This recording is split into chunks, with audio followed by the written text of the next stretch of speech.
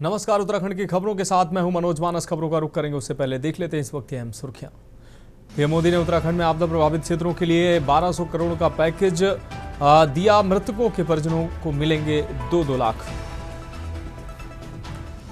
देहरादून में बैठक कर आपदा प्रभावितों और जवानों से की मुलाकात प्रधानमंत्री मोदी ने और उसके बाद दिल्ली वापस रवाना। छिनागाड़ आपदा में 13वें दिन भी लापता की खोजबीन जारी। फॉकलैंड मशीन से हटाया जा रहा मलबा। यमुनोत्री हाईवे में फूलचट्टी से जानकी चट्टी तक सड़क का 200 मीटर हिस्सा धंसा। यात्रा शुरू होने पर बना संशय। केदारनाथ में दर्शनार्थियों की संख्या 15 लाख के पार लौटी रौनक। पैदल मार्ग से धाम तक दिन भर गूंज रहे बाबा की जयकारे। और उत्तराखंड में प्रदेश के पर्वतीय जिलों में बारिश का येलो अलर्ट। 101 रास्ते खुले पर 187 सड़कें अभी भी बंद। आप देख रहे हैं के न्यूज, खबरों का सारथी। और अब खबरें विस्तार से। अहम खबर से बुलेटिन की शुरुआत करते हैं। खबर देहरादून से, जहां प्रधानमंत्री नरेंद्र मोदी आज देहरादून पहुंचे और उत्तराखंड में हालिया बाढ़ व भूस्खलन से प्रभावित क्षेत्रों का जायजा लिया। उन्होंने राज्य को 1200 करोड़ रुपए की तत्कालिक वित्तीय सहायता देने की घोषणा की है। मृतकों के परिजनों को 2 लाख और घायलों को 50,000 रुपए की आर्थिक मदद दी जाएगी। अनाथ हुए बच्चों को प्रधानमंत्री केयर फॉर चिल्ड्रन योजना के तहत दीर्घकालिक सहायता मिलेगी। प्रधानमंत्री ने प्रभावित परिवारों से मुलाकात कर संवेदनाएं प्रकट की और एनडीआरएफ, एसडीआरएफ व आपदा मित्र स्वयंसेवकों के प्रयासों की सराहना की। उन्होंने पीएम आवास योजना के तहत क्षतिग्रस्त घरों के पुनर्निर्माण और सड़कों, स्कूलों व अन्य ढांचागत विकास के लिए केंद्र की ओर से पूर्ण सहयोग का आश्वासन दिया।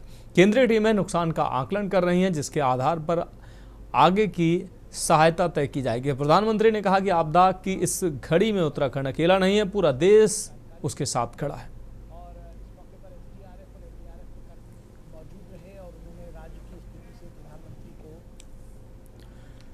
और अगली खबर देहरादून से, जहां प्रधानमंत्री नरेंद्र मोदी के उत्तराखंड दौरे को लेकर कांग्रेस की महिला मोर्चा अध्यक्ष ज्योति रौतेला ने महिला उत्पीड़न, बेरोजगारी, स्वास्थ्य सेवाओं की कमी और बदहाल सड़कों जैसे मुद्दों पर चिंता जताते हुए उनसे मिलने का समय मांगा। इस पर भाजपा के प्रदेश महामंत्री आदित्य कोठारी ने पलटवार करते हुए कहा कि वर्तमान समय आपदा राहत का है, न कि राजनीति का। कोठारी ने स्पष्ट किया कि प्रधानमंत्री इस दौरे में आपदा पीड़ितों और राहत कार्यों में जुटे अधिकारियों से मिलकर रणनीति तय करेंगे। उन्होंने कांग्रेस से अपील की है कि वह राजनीति से ऊपर उठकर सरकार और पीड़ितों के साथ खड़ी हो। भाजपा ने कांग्रेस के पत्र को समय की गंभीरता से भटकाने वाला बताया।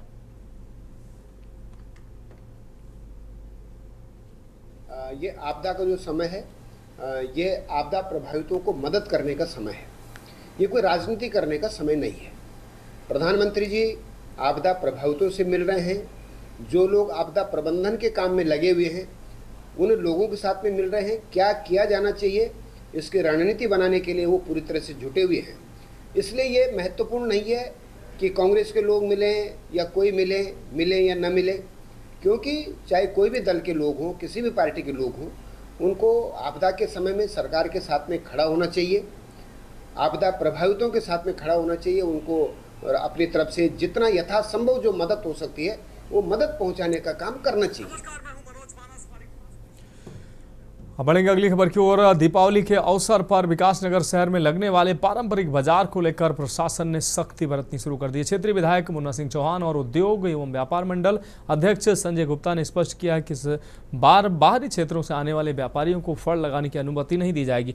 नगर पालिका प्रशासन, कोतवाली पुलिस और व्यापारियों की संयुक्त बैठक में यह निर्णय लिया गया है कि स्थानीय दुकानदारों को नुकसान से बचाने के लिए ये कदम जरूरी है। साथ ही जो स्थानीय व्यापारी बाहर के लोगों को फड़ लगाने में मदद करेंगे या उनसे किराया वसूलेंगे, उनके खिलाफ जुर्माना सहित सख्त कार्रवाई भी की जाएगी। यही प्रशासन का उद्देश्य है कि दीपावली बाजार में स्थानीय बाजार को बढ़ावा मिले और अव्यवस्था पर रोक भी लगाई जा सके। पिछले कई 3-4 सालों से ये देखा जा रहा था कि बाहरी व्यक्ति आकर के यहाँ पर बिजनेस करने लगा है कुछ टाइम के लिए, शॉर्ट पीरियड के लिए, जैसे कि 3-4 दिन, जैसे दिवाली होती है, 3-4 दिन की दिवाली होती है, वो अपना माल लाते हैं और वो कहाँ से क्या चोरी का माल ला रहे हैं, कैसा माल ला रहे हैं, विदाउट जीएसटी माल ला रहे हैं और उठा करके सस्ते में दामों में बेच करके चले जाते हैं। बाद में हमारा ग्राहक अगर व्यापारी बड़ा परेशान रहता है कि यार हमारी दुकानदारी हुई नहीं, हमने इतना मेहनत से जीएसटी दे करके दुकानदारी करके उनकी कोई दुकानदारी नहीं हो पाती, सस्ता माल उड़ जाता है जल्दी। जबकि पता चला कि वो सारा माल विदाउट जीएसटी चोरी का माल है। देखिए, विकास नगर बाजार हमारा बहुत एक परंपरागत बाजार है और दिवाली के त्योहार पे बेशुमार भीड़ यहाँ रहती है, लेकिन कुछ अनऑथराइज्ड ट्रेडर्स पूरे सड़क पे कब्जा कर लेते हैं फड़ के नाम पर। उनकी कोई आइडेंटिटी का कुछ पता नहीं होता, लॉ एंड ऑर्डर की सिचुएशन भी पैदा होती है और साथ ही साथ स्थानीय व्यापार भी उससे मरता है और कुछ थोड़ी अवैधानिक गतिविधि भी कुछ लोग करने लगते हैं। सड़क को के सामने का उस जो फड़ की जगह होती है उसको बेचना शुरू करते, वो करने लगते। इसलिए जो कोई इस तरीके से गैर कानूनी काम करेगा उसके खिलाफ भी कार्रवाई होगी। बढ़ेंगे अगली खबर की ओर। खबर देहरादून से है, जहां उत्तराखंड में आपदा राहत के लिए कांग्रेस द्वारा 20,000 करोड़ रुपए की मांग पर राज्यसभा सांसद नरेश बंसल ने तीखी प्रतिक्रिया दी। उन्होंने कहा कि 2013 की भयावह आपदा के समय केंद्र और राज्य दोनों में कांग्रेस की सरकार थी। ऐसे में कांग्रेस को स्पष्ट करना चाहिए कि उस समय कितनी राशि मांगी गई थी और कितनी मदद मिली थी। बंसल ने कहा कि आपदा के समय राजनीति नहीं बल्कि संवेदनशीलता और त्वरित राहत कार्यों की जरूरत होती है। उन्होंने कांग्रेस से पूछा कि उस दौर में उन्होंने क्या ठोस कदम उठाए थे। साथ ही उन्होंने अपील की है कि सभी दलों को राजनीति से ऊपर उठकर आपदा पीड़ितों के पुनर्वास और राहत कार्यों में सहयोग करना चाहिए।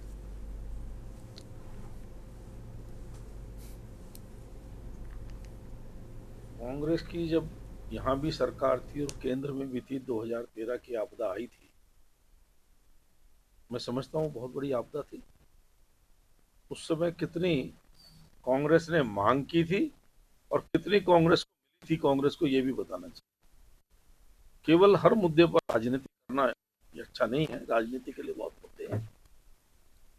इसमें तो कांग्रेस ने राहत कार्य क्या किया, राहत में कहाँ जुटी, और अगर संवेदनशील है तो उनको बताना चाहिए कि भाई किस प्रकार से आगे के राहत कार्यों में वो अपना योगदान कर सकते हैं।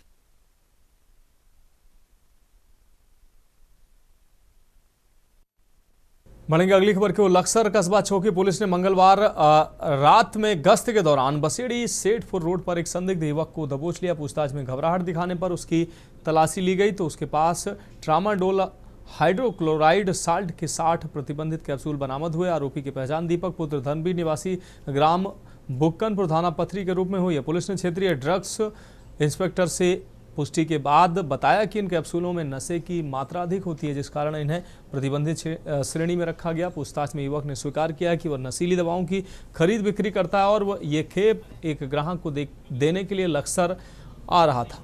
एसआई विपिन कुमार की तहरीर पर आरोपी के खिलाफ एनडीपीएस एक्ट के तहत मुकदमा दर्ज कर लिया गया है। आपको बता दें, एसएसआई मनोज गेरोला ने बताया कि मेडिकल जांच के बाद आरोपी को हरिद्वार कोर्ट में पेश किया जा रहा है।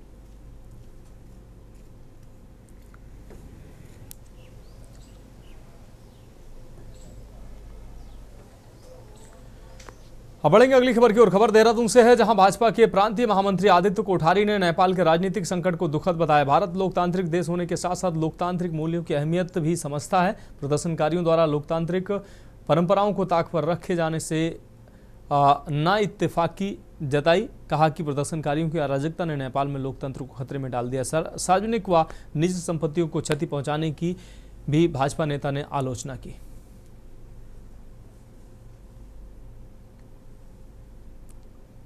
निश्चित रूप से श्रीलंका में पहले हुआ, फिर बांग्लादेश में हुआ है, आजकल नेपाल में हो रहा है। यह एक बहुत ही चिंताजनक स्थिति है और नेपाल में इस तरह का घटनाक्रम होना, क्योंकि हम लोग लोकतंत्र के समर्थक हैं। भारतीय जनता पार्टी है, चाहे हमारे भारत के जो भी नागरिक हैं, प्रत्येक नागरिक लोकतंत्र का पक्षधर है। कुछ कट्टरपंथियों को अगर हम छोड़ दें तो पूरा देश चाहता है कि देश में लोकतंत्र की जड़ें गहरी हों, मजबूत हों।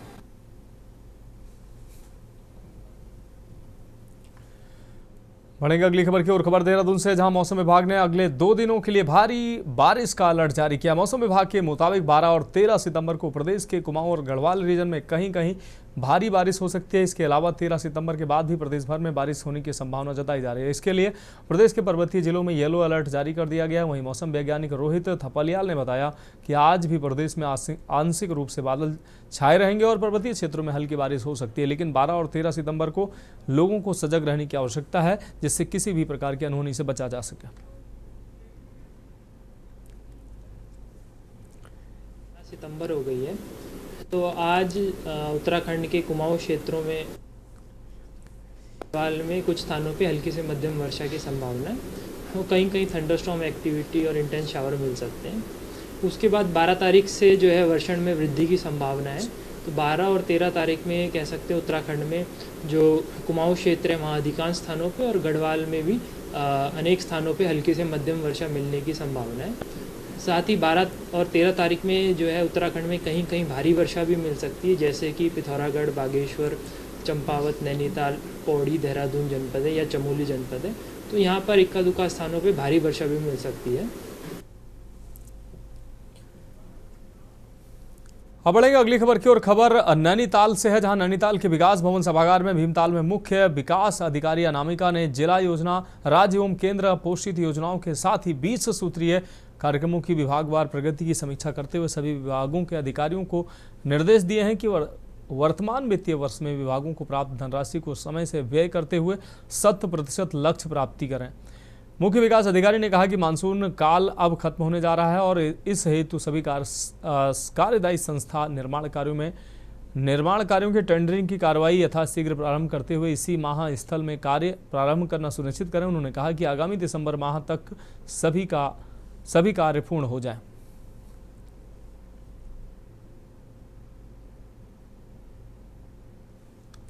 ये जो जिला योजना की बैठक थी वो बेसिकली एक रिव्यू मीटिंग थी हमारी, जिसमें हम लोग देख रहे थे कि हमारे जो डिपार्टमेंट्स हैं उनकी प्रगति किस प्रकार की है और इनको बहुत ही स्ट्रिक्ट डायरेक्शंस दिए गए हैं कि ये लोग अपनी प्रगति को सुधारें। और जिन डिपार्टमेंट्स के जो एक्सपेंडिचर्स थे वो कम थे तो उनको भी बताया गया है। और कहीं ना कहीं जो हमारे इलेक्शंस हुए या फिर जो बारिश थी इसकी वजह से भी थोड़ा सा प्रगति कम देखने को मिली है, जो कि हमें उम्मीद है कि जो हम लोग नेक्स्ट मंथ मीटिंग करेंगे इसमें हमारी प्रगति काफ़ी अच्छी होगी।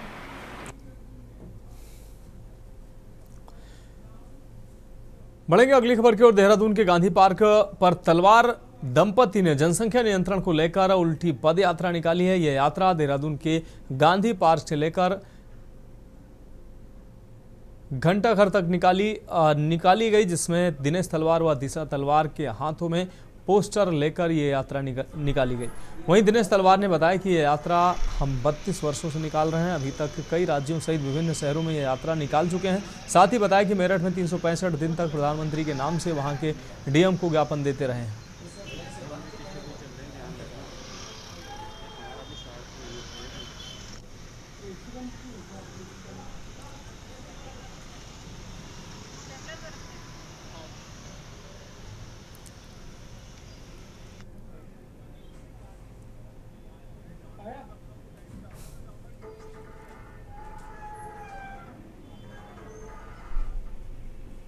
कर चुके हैं। उत्तराखंड, उत्तराखंड, उत्तर प्रदेश में, हरियाणा, पंजाब, काफी शहरों में जा चुके हैं। वहाँ पे हम डीएम से मिलते हैं, डीसी से मिलते हैं, उनके माध्यम से हम अपना ज्ञापन प्रधानमंत्री जी को देने की कोशिश करते हैं, भिजवाते हैं। और अभी तक कितने भी प्रधानमंत्री आ चुके हैं, अभी तक हम उनसे कितनों से मिलने का समय मांग चुके हैं, लेकिन हमें अभी तक किसी भी प्रधानमंत्री ने मिलने का समय नहीं दिया है। हमें अब वर्तमान सरकार से, मोदी जी से उम्मीद है कि वो इस पर हमें मिलने का समय जरूर देंगे। 400 शहरों में हम अपना अभियान चला चुके हैं और हमारे अधिकतर जो कार्यक्रम होते हैं देहरादून से दिल्ली के बीच में होते हैं। इसके अतिरिक्त 400 शहरों में हम उल्टा चलकर सीधी बात समझाने की कोशिश करते हैं और जिस भी हम क्षेत्र में जाते हैं वहाँ के सांसद से मिलने का प्रयास करते हैं। हमने सत्ता पक्ष को, विपक्ष पक्ष को, सभी को पत्र लिखे, परंतु मुझे ये कहते हुए गर्व भी होता है और शर्मिंदगी भी होती है। फिलहाल उत्तराखंड की खबरों में अभी के लिए मेरे साथ फिलहाल एक ब्रेक के लिए रुकते हैं, जल्द हाजिर होंगे। आप देख रहे हैं के न्यूज़, खबरों का। ब्रेक के बाद उत्तराखंड की खबरों में एक बार फिर से आपका स्वागत है। देहरादून में आज कांग्रेस ने प्रदेश में हाल ही कि आपदाओं से प्रभावित लोगों के पुनर्वास और पुनर्निर्माण के लिए 20,000 करोड़ रुपए के राहत पैकेज की मांग को लेकर प्रधानमंत्री नरेंद्र मोदी के नाम ज्ञापन जिलाधिकारी के माध्यम से सौंपा है। प्रदेश कांग्रेस उपाध्यक्ष संगठन सूर्यकांत धस्माना के नेतृत्व में सौंपे गए इस ज्ञापन में उत्तरकाशी, चमोली, रुद्रप्रयाग, पौड़ी और पिथौरागढ़ की आपदाओं का जिक्र किया गया।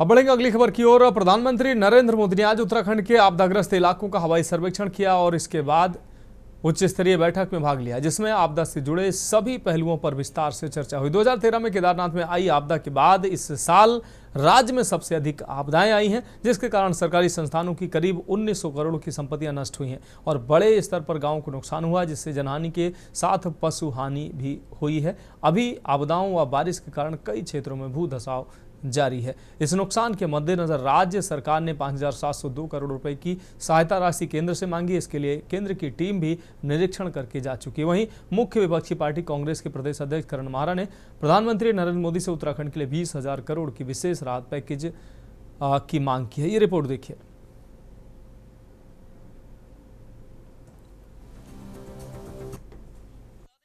आपदाग्रस्त क्षेत्रों का दौरा करने के लिए केंद्र सरकार की टीम देहरादून पहुंची थी। टीम ने सबसे पहले आपदा से हुए नुकसान को लेकर आपदा प्रबंधन सचिव व संबंधित विभागों के अधिकारियों के साथ खास बैठक कर जानकारी ली थी। उत्तराखंड में मानसून सीजन के दौरान उत्तरकाशी, चमोली, पौड़ी, रुद्रप्रयाग, बागेश्वर, नैनीताल जिलों में काफी नुकसान हुआ है। प्रदेश सरकार की ओर से नुकसान की क्षतिपूर्ति के लिए केंद्र सरकार से आपदा मद की मांग की गई है। प्रदेश सरकार ने प्राथमिक स्तर पर नुकसान का आकलन कर केंद्र सरकार को भेज दिया था, जिसके चलते केंद्र की टीम ने प्रदेश के इन सभी जिलों का दौरा किया था। केंद्र की ओर से आई टीम ने 2 ग्रुपों में विभिन्न जिलों का दौरा किया था और अधिकारियों के साथ बैठक कर नुकसान का आकलन किया। आपको बता दें कि मानसून सीजन के दौरान लगातार बारिश का दौर अभी भी जारी है।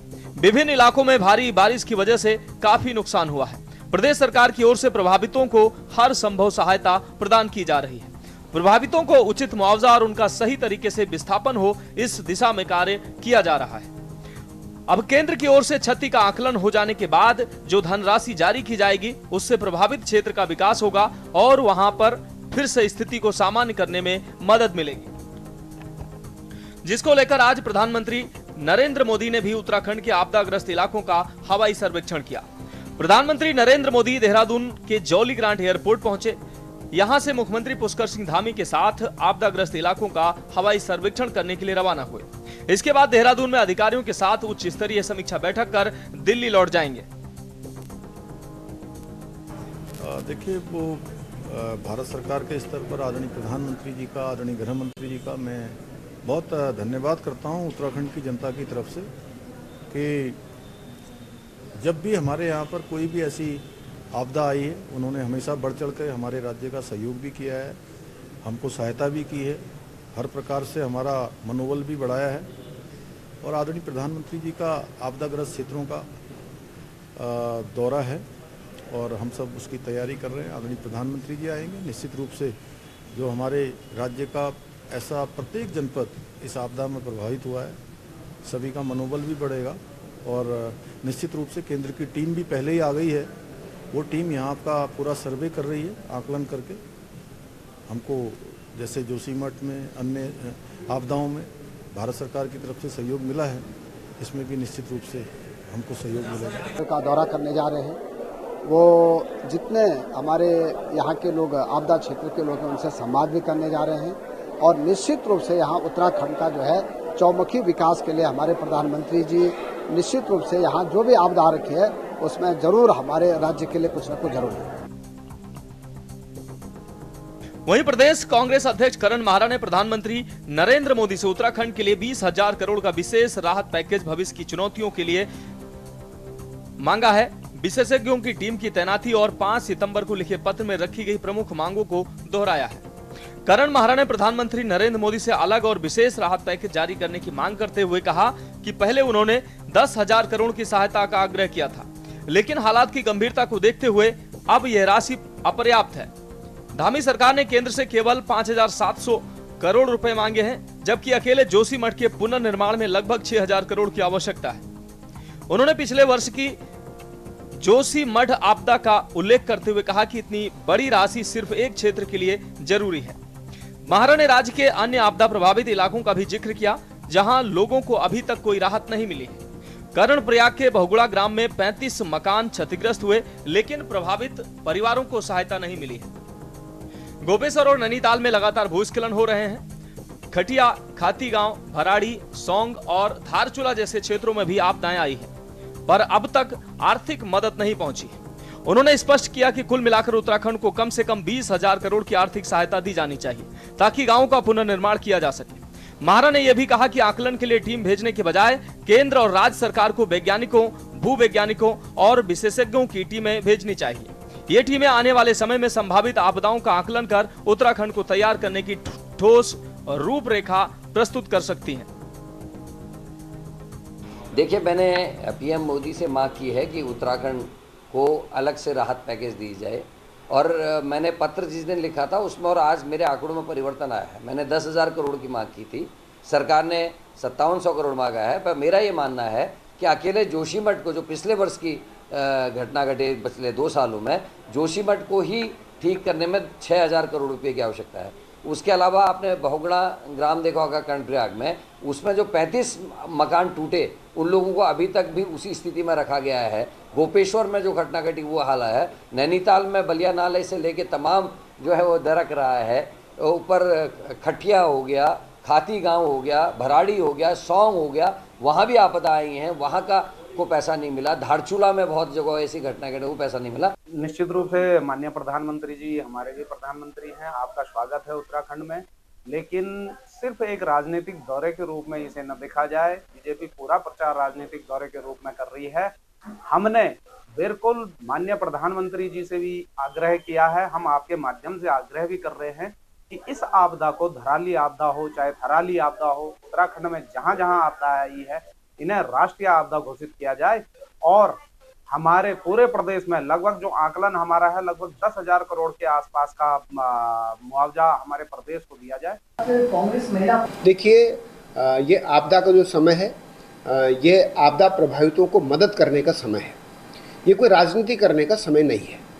प्रधानमंत्री जी आपदा प्रभावितों से मिल रहे हैं। जो लोग आपदा प्रबंधन के काम में लगे हुए हैं उन लोगों के साथ में मिल रहे हैं। क्या किया जाना चाहिए इसकी रणनीति बनाने के लिए वो पूरी तरह से जुटे हुए हैं। इसलिए ये महत्वपूर्ण नहीं है कि कांग्रेस के लोग मिलें या कोई मिले या न मिले, क्योंकि चाहे कोई भी दल के लोग हों, किसी भी पार्टी के लोग हों, उनको आपदा के समय में सरकार के साथ में खड़ा होना चाहिए। आपको बता दें कि केदारनाथ त्रासदी के बाद सबसे बड़ी आपदा इस साल उत्तराखंड में आई है। इसके चलते कई करोड़ का नुकसान सरकारी संस्थानों को झेलना पड़ा है। बड़े पैमाने पर गांवों को भारी नुकसान हुआ है। जनहानि के साथ साथ पशु हानि भी हुई है। उत्तरकाशी, चमोली, रुद्रप्रयाग और बागेश्वर सहित कई जिलों में आपदाएं आई हैं। हालांकि अभी भी ऐसा नहीं है कि सब कुछ थम गया हो। अभी भी कई जगह लैंडस्लाइड हो रही है, कहीं पहाड़ दरक रहे हैं। इसी नुकसान को ध्यान में रखते हुए राज्य सरकार ने केंद्र सरकार से 5,702 करोड़ की राहत राशि केंद्र से मांगी है, जिसके लिए केंद्रीय टीम निरीक्षण करके जा भी चुकी है। पीएम मोदी शाम को 4:15 बजे देहरादून के जौली ग्रांट एयरपोर्ट पहुंचेंगे। यहां से सीएम पुष्कर सिंह धामी के साथ आपदाग्रस्त इलाकों का हवाई सर्वेक्षण करेंगे। इसके बाद शाम को 5 बजे देहरादून में अधिकारियों के साथ बैठक करने के बाद दिल्ली रवाना होंगे। Uttarakhand desk report.